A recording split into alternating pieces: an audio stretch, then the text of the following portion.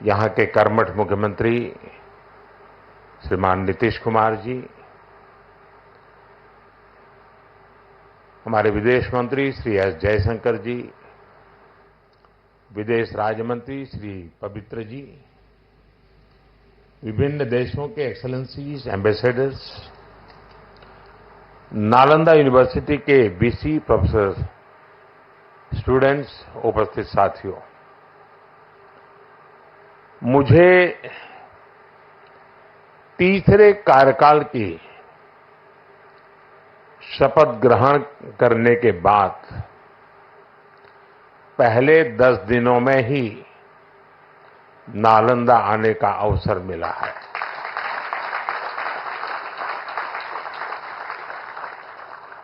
ये मेरा सौभाग्य तो है ही। मैं इसे भारत की विकास यात्रा के एक शुभ संकेत के रूप में देखता हूं। नालंदा ये केवल नाम नहीं है। नालंदा एक पहचान है, एक सम्मान है। नालंदा एक मूल्य है, नालंदा एक मंत्र है, गौरव है, गाथा है। नालंदा है उद्घोष इस सत्य का कि आग की लपटों में पुस्तकें भले जल जाएं, लेकिन आग की लपटें ज्ञान को नहीं मिटा सकती।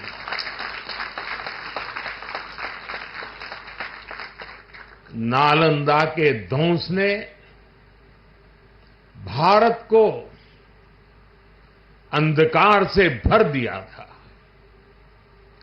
अब इसकी पुनर्स्थापना भारत के स्वर्णिम युग की शुरुआत करने जा रहा है।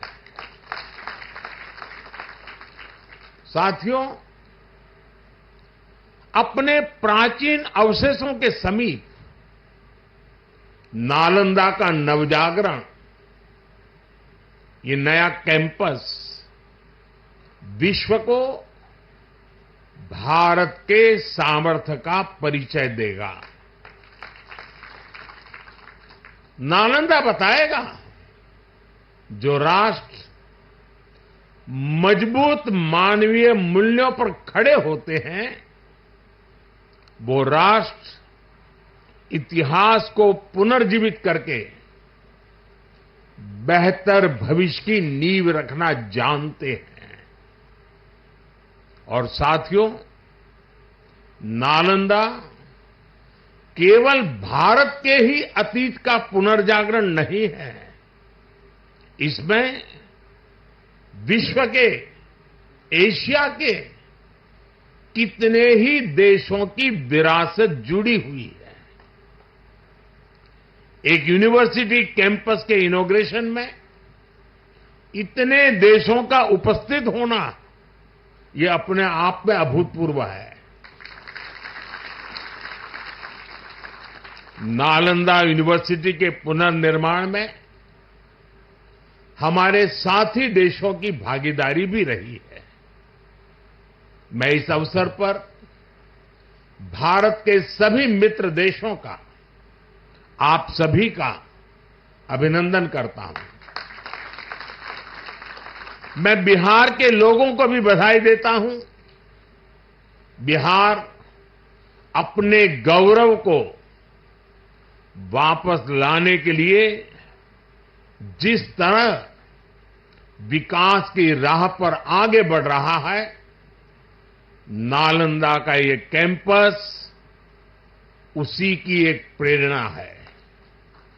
साथियों, हम सभी जानते हैं कि नालंदा कभी भारत की परंपरा और पहचान का जीवंत केंद्र हुआ करता था।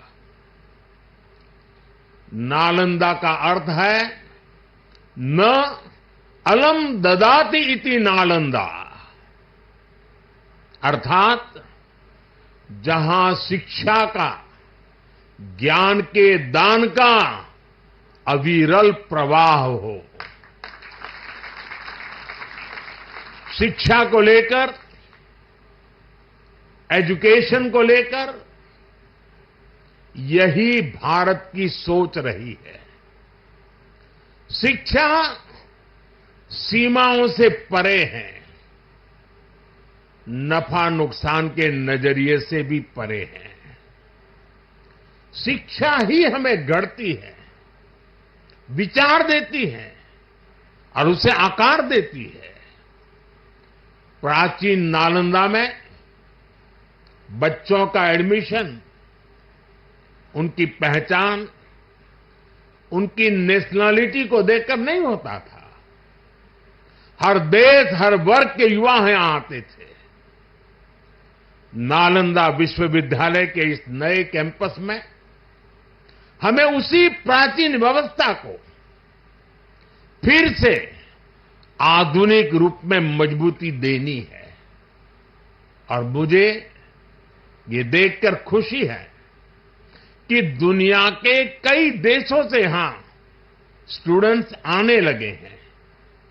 यहां नालंदा में 20 से ज्यादा देशों के स्टूडेंट्स पढ़ाई कर रहे हैं।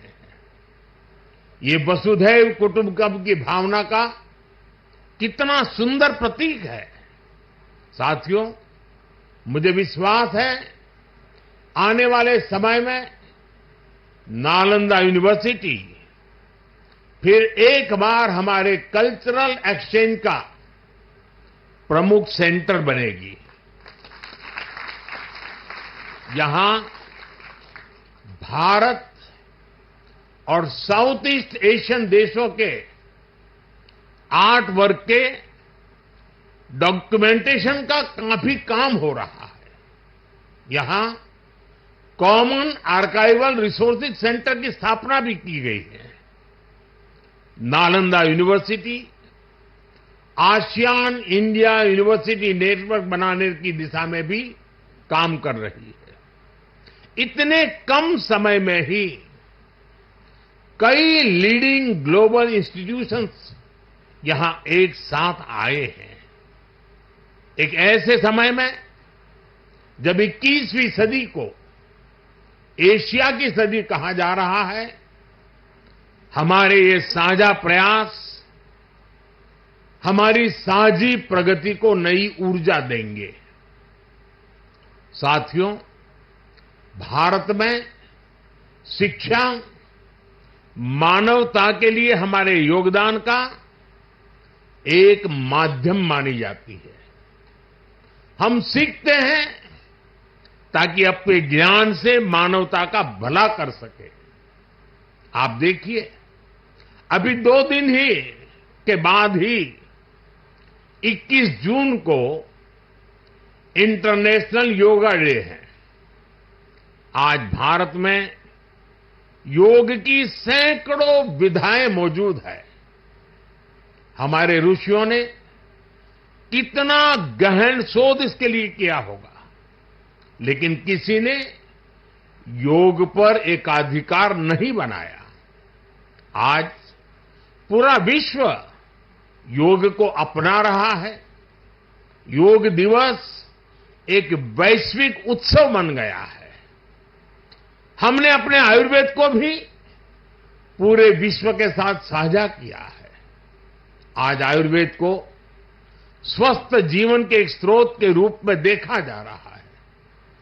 सस्टेनेबल लाइफस्टाइल और सस्टेनेबल डेवलपमेंट का एक और उदाहरण हमारे सामने है।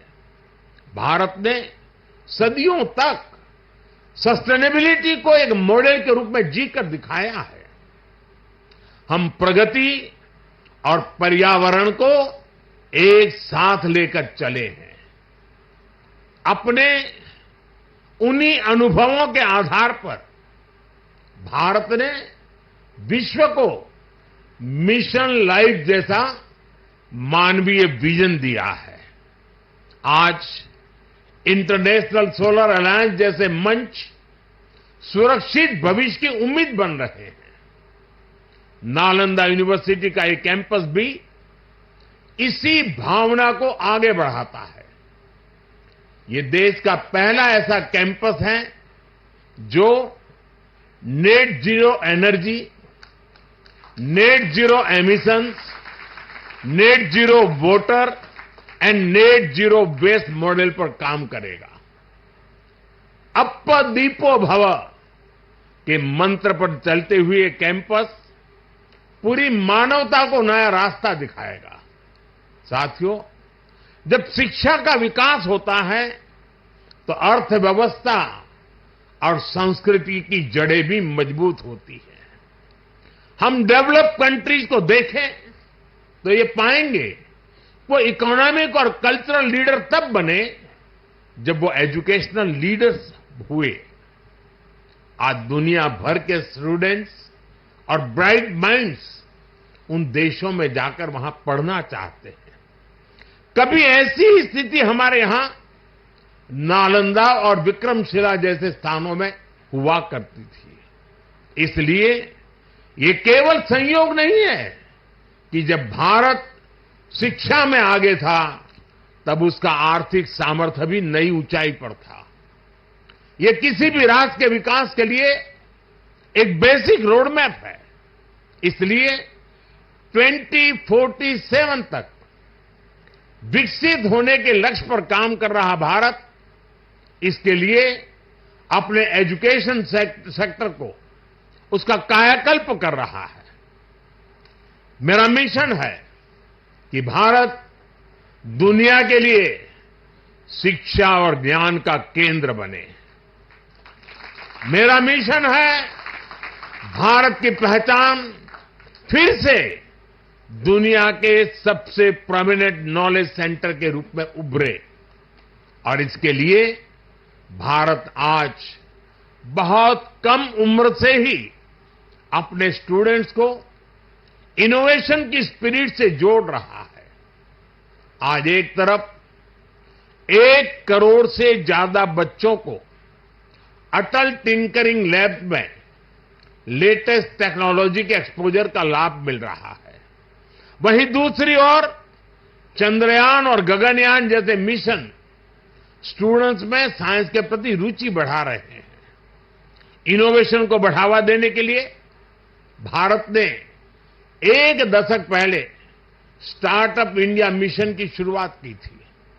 तब देश में कुछ 100 ही स्टार्टअप थे, लेकिन आज भारत में 1,30,000 से ज्यादा स्टार्टअप है। पहले की तुलना में आज भारत से रिकॉर्ड पेटेंट फाइल हो रहे हैं, रिसर्च पेपर पब्लिश हो रहे हैं। हमारा जोर अपने यंग इनोवेटर्स को रिसर्च और इनोवेशन के लिए ज्यादा से ज्यादा मौके देने का है। इसके लिए सरकार ने 1 लाख करोड़ रुपए का रिसर्च फंड बनाने की घोषणा भी की है। साथियों, हमारा प्रयास है भारत में दुनिया का सबसे कॉम्प्रिहेंसिव और कंप्लीट स्किलिंग सिस्टम हो, भारत में दुनिया का सबसे advance research oriented higher education system हो। इन सारे प्रयासों के नतीजे भी दिखाई दे रहे हैं। पिछले कुछ सालों में भारतीय यूनिवर्सिटीज ने ग्लोबल रैंकिंग में पहले से काफी बेहतर परफॉर्म करना शुरू किया है। 10 साल पहले क्यूएस रैंकिंग में भारत के सिर्फ 9 शिक्षा संस्थान थे। आज इसकी संख्या बढ़कर 46 पहुंच रही है। कुछ दिन पहले ही Times Higher Education impact ranking आई है। कुछ साल पहले तक इस रैंकिंग में भारत के सिर्फ 13 इंस्टीट्यूशंस थे, 13। अब इस ग्लोबल इंपैक्ट रैंकिंग में भारत के करीब 100 शिक्षा संस्थान शामिल हुए। पिछले 10 वर्षों में औसतन भारत में हर सप्ताह एक यूनिवर्सिटी बनी है। भारत में हर दिन एक नई आईटीआई की स्थापना हुई है। हर तीसरे दिन एक अटल टिंकरिंग लैब खोली गई है। भारत में हर दिन 2 नए कॉलेज बने हैं। आज देश में 23 आईआईटीज हैं। 10 साल पहले 13 आईआईएम से आज ये संख्या 21 है। 10 साल पहले की तुलना में आज करीब 3 गुना यानी कि 22 एम्स है। 10 साल में मेडिकल कॉलेजों की संख्या भी करीब करीब 2 गुनी हो गई है।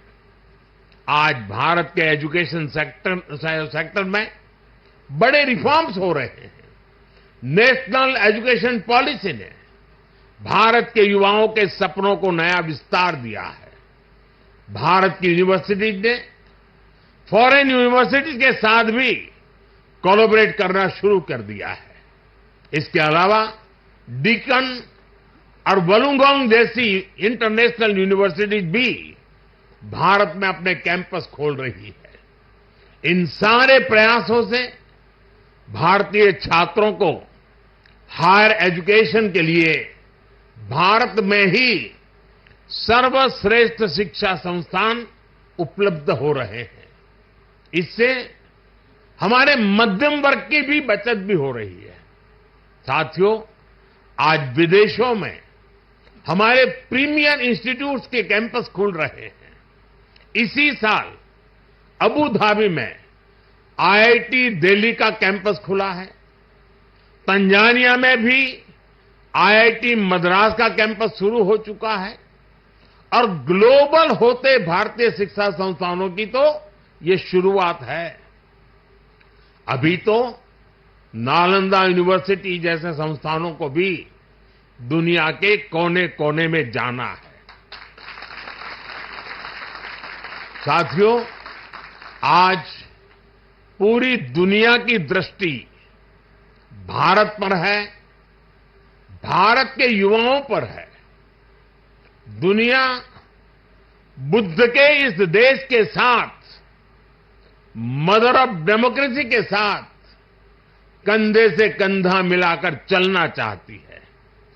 आप देखिए, जब भारत कहता है one earth, one family and one future, तो विश्व उसके साथ खड़ा होता है। जब भारत कहता है वन सन, वन वर्ल्ड, वन ग्रिड, तो विश्व उसके भविष्य की दिशा मानता है। जब भारत कहता है वन अर्थ, वन हेल्थ, तो विश्व उसे सम्मान देता है, स्वीकार करता है। नालंदा की ये धरती विश्व बंधुत्व की इस भावना को नया आयाम दे सकती है। इसलिए नालंदा के विद्यार्थियों का दायित्व और ज्यादा बड़ा है। आप भारत और पूरे विश्व का भविष्य है। अमृतकाल के 25 साल भारत के युवाओं के लिए बहुत अहम है। ये 25 वर्ष नालंदा विश्वविद्यालय के हर छात्र के लिए भी उतने ही महत्वपूर्ण है। यहां से निकलकर आप जिस भी क्षेत्र में जाएं, आप पर अपनी यूनिवर्सिटी के मानवीय मूल्यों की मुहर दिखनी चाहिए। आपका जो लोगो है, उसका संदेश हमेशा याद रखिएगा। आप लोग इसे नालंदा वे कहते हैं ना। व्यक्ति का व्यक्ति के साथ सामंजस्य, व्यक्ति का प्रकृति के साथ सामंजस्य आपके लोगों का आधार है। आप अपने शिक्षकों से सीखिए, लेकिन इसके साथ ही एक दूसरे से सीखने की भी कोशिश करिए। Be curious, be courageous and above all be kind. अपनी नॉलेज को समाज में एक सकारात्मक बदलाव के लिए प्रयोग करिए। अपनी नॉलेज से बेहतर भविष्य का निर्माण करिए।